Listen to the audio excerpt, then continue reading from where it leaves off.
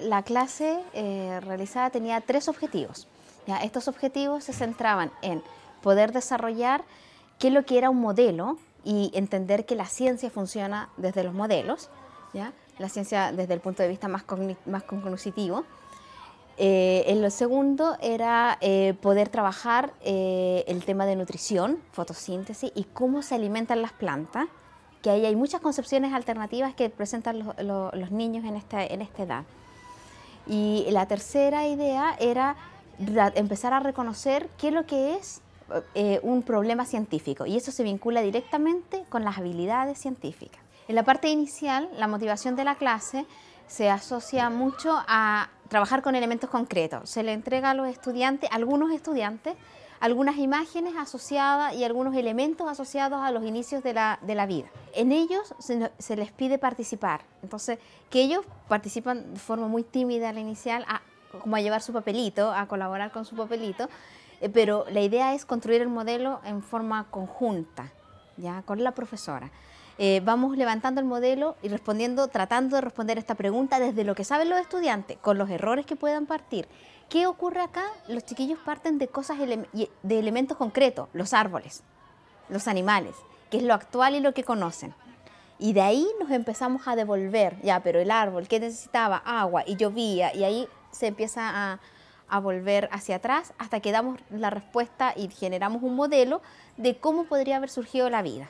Luego pasamos a la fase en poder determinar qué es lo que es un problema científico.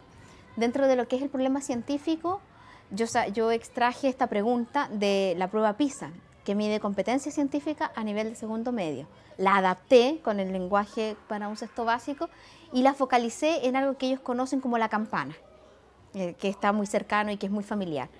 Entonces, ellos logran determinar qué pregunta puedo resolver mediante la ciencia y cuál pregunta no se puede resolver mediante la ciencia. Ellos lo logran vislumbrar. Esa es una antesala para que ellos después puedan plantear problemas científicos. Frente a los modelos, lo que se hace, ellos elaboran un segundo modelo. Para esto yo les entrego una hojita donde aparece la pregunta central, primero, de qué se alimentan las plantas. Ellos plasman sus ideas y luego ellos tienen que levantar un modelo. Eso ya es el segundo modelo de la clase. El primero lo hicimos en conjunto, el segundo lo hacen ellos solitos, y aquí empieza a aparecer cómo lo hago. Y aquí como profesor uno muestra un abanico de posibilidades. Si te parece, lo escribes, haz un esquema, dibújalo. Varios dibujaron la planta típica con la flor y con las raíces, que era súper relevante y que le entraba el sol por arriba y las raíces por abajo ingresaba el alimento. Ese es su modelo 2. Una vez que ellos plantean ese modelo 2, se les enfrenta a un conflicto cognitivo. Ese conflicto cognitivo es cuando le muestro algo que yo tengo oculto, que es una planta aérea. ¿Quién la conoce primero? Ya ven, la compañera ahí. Esta planta aérea va a tener la característica de que sí presenta raíces, pero no tiene la tierra y no está en un macetero, acompañado de una imagen en donde las plantas se ocupan decorativas colgadas, ¿ya? Entonces se le presenta esto y ahí ellos quedan así como, oh. Es una planta, está viva. ¿Cómo se alimenta entonces? El sol. Entonces, ¿qué pasa con esta? Está muerta.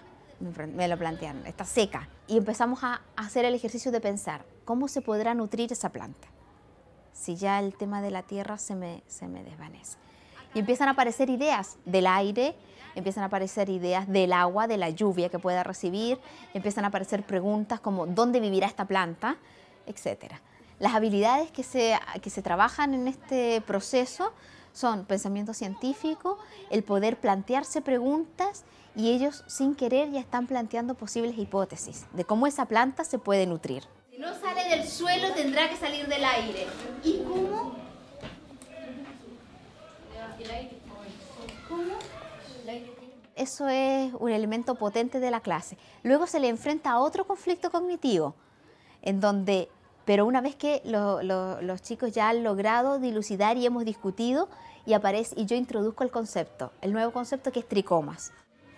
Del aire y de la lluvia se extraen los minerales. ¿Qué es lo que tiene? Si tuviéramos un microscopio, pudiéramos ver que esta plantita cuenta con un tricoma. ¿Qué es lo que es un tricoma? Son como ciertas prolongaciones que permiten capturar los sales minerales del aire y también sales minerales de la agua. Entonces nos quedamos con el concepto nuevo, que se marca en la pizarra, se esclarece, etc. Y luego se les presenta otro conflicto cognitivo. Ya ellos van con una seguridad distinta. Y se les presenta una planta acuática. Entonces ya si se alimentaban de tierra, de aire, de sol, ¿qué pasa con una planta completamente acuática que en ciertos momentos de su vida, como es la aloea, presenta raíces? Entonces también ahí empiezan a ver que el efecto no es tierra, agua, sol, sino que es nutriente y energía. Esos son los conceptos que se relevan de la clase. Cuando los estudiantes investigan, se motivan, se entusiasman porque son preguntas que les surgen a ellos, empiezan a aprender nuevos conceptos. Y ahí como profesor uno da esa libertad que se pueda generar en el aula. Los invito a atreverse a probar este tipo de metodología. La indagación permite motivar y permite aprender. Recuerden que para aprender es importante querer y pasarlo bien.